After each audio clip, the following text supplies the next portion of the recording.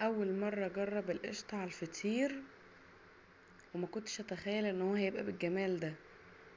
حاجه كده روعه يعني. والقشطه انا مش شارياها ولا اي حاجه، دي قشطه 2 كيلو لبن، كنت مجمعاهم كيلو في كيلو. وعايزه اقول لكم الطعم نفسه فظيع، كاني عاملاه بالسمنه البلدي بالظبط. مش هعرف اعمل تاني فطير من غير القشطه ديت. اول حاجه خالص جبت كيلو دقيق ونخلته حلو قوي. هو الكيس مغلف وكل حاجة، بس نخل الدقيق ده بيريحني قوي في العجن، وبيطلع الحاجة معاكي ناجحة. نخلته كده، جبت ربع معلقة ملح صغيرة وضفتها، ومعلقتين كبار او 3 معالق كبار من السكر.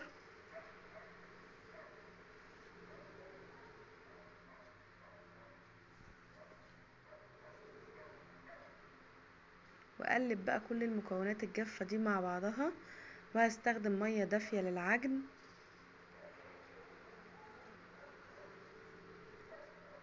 بحط على حسب ماء الدقيق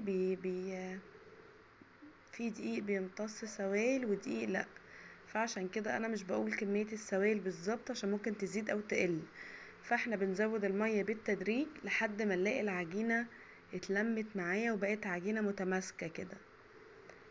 هفضل ازود بالتدريج علشان ولا احتاج دقيق ولا احتاج مية، تبقى العجينة مظبوطة معايا.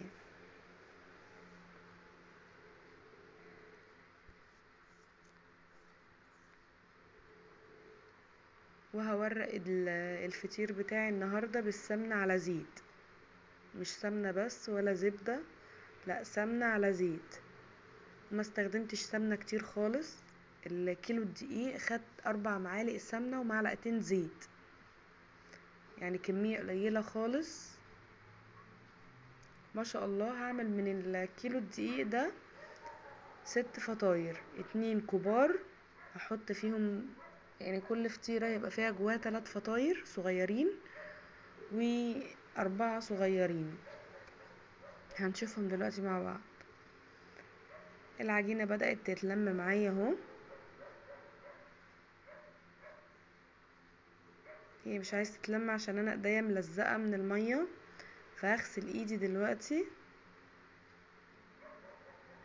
وعجنتها بالشكل ده 10 دقايق عجن، وطلعت معايا بالشكل ده. احط بقى نقطة زيت كده في القعر، واغلف بيه بقى العجينة كده من تحت ومن فوق علشان العجينة ما تقشفش مني. وبصوا بقى بعد ما ارتاحت نص ساعة العجينة بقت بتمط زي اللبانة كده. ده كده العجينة عملت عرق معايا من كتر العجن اللي عجنته فيها، عملت عرق. هبتدي بقى اكورها على حسب حجم الفطيرة اللي انت عايزاها. انا عملت بصراحة احجام مختلفة، يعني عملت فطرتين 3 فطاير جوه بعض، وعملت الفطاير اللي هي الصغيرة ديت، بس سويتها في الفرن عادي مش على الطاسة يعني. بقفلها كده من تحت كور، وبعد ما اشكلها كده اسيبها ترتاح نص ساعة كمان. اهم حاجة في الفطير الراحة ديت، ان احنا نريح العجينة بين كل مرحلة والتانية.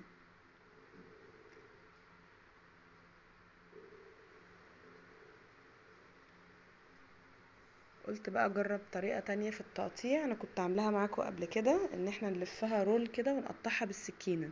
دي كده اريح، بدل ما اقعد اشد في العجين واتعب يعني في المرحلة دي، لا احنا ممكن نقطعها بالسكينة. عايزة اقول لكم ما شاء الله، يعني الست فطاير ما خدوش ساعة في ايدي.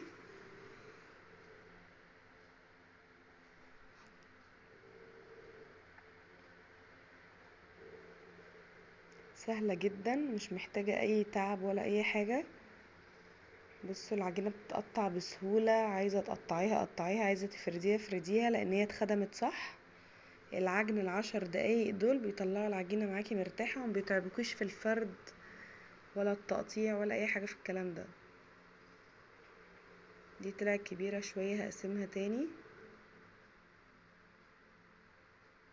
ودلوقتي بقى هغطيها واسيبها ترتاح نص ساعة.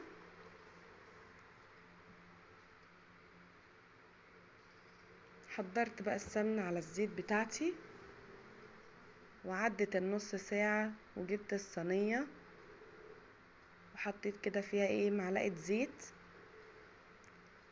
عشان العجينة ما تلزقش مني،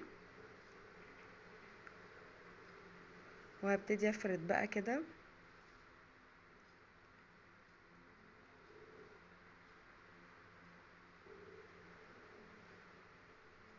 لو اتقطعت مفيش اي مشكلة، ممكن تنزليها تحتها او ممكن تسيبيها عادي خالص. وبنفرش بقى كده سمنة بعد ما نفردها، وبعد كده بنطبقها كده باي طريقة انت عايزاها طبقيها، مش هتفرق.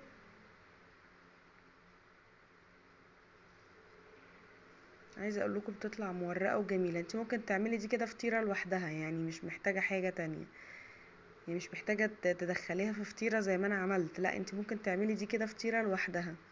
لكن انا اول فطيرتين هعملهم هدخل 3 جوه بعض، 3 في واحد كده.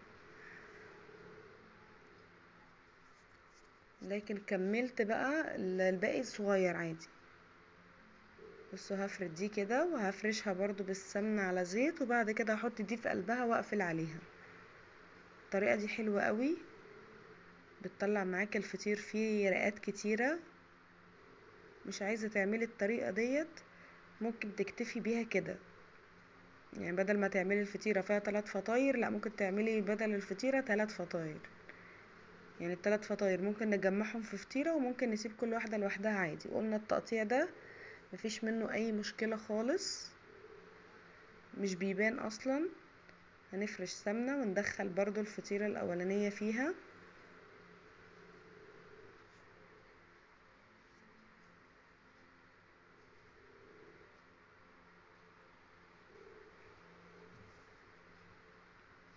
ونقفل بقى عليها. واحنا بنقفل ما نحطش مواد دهنيه تاني، لان هي بالفعل فيها، عشان ما تبقاش دسمه قوي انتي بتاكليها وتتعبك. انا المره دي مقلله السمنه خالص، يعني عاملاها موفره موفره يعني.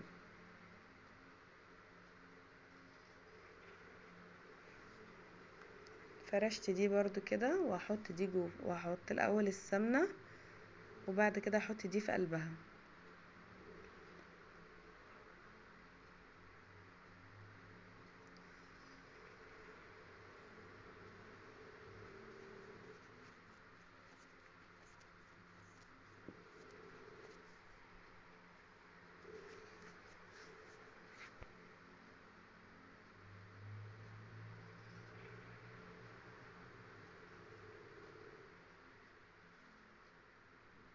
دي كانت اكبر فطيره عملتها.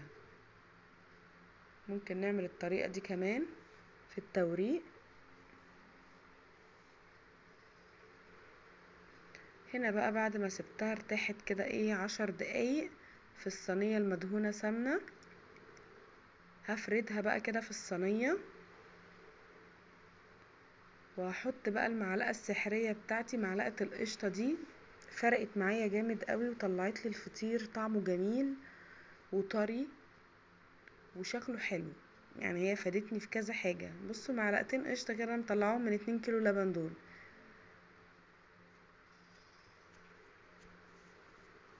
كأني عامله الفطير بالسمنه البلدي بالظبط.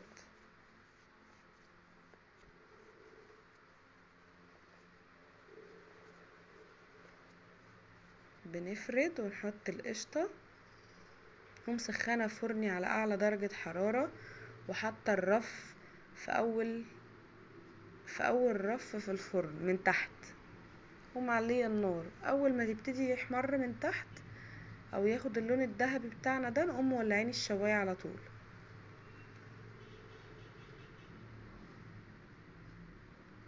طلع تحفه وما خدش وقت خالص في السوا.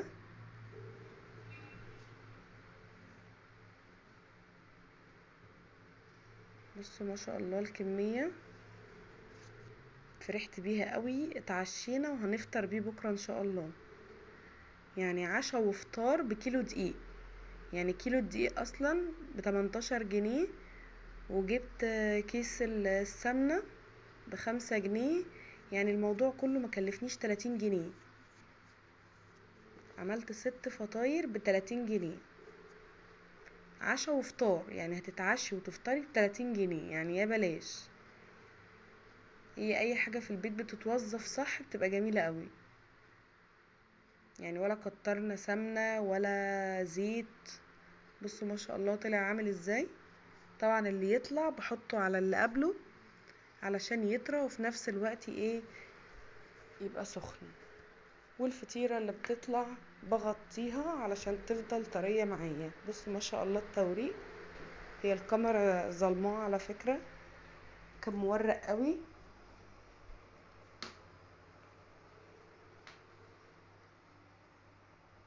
تحفة تحفة تحفة، لازم تجربوه بالقشطة.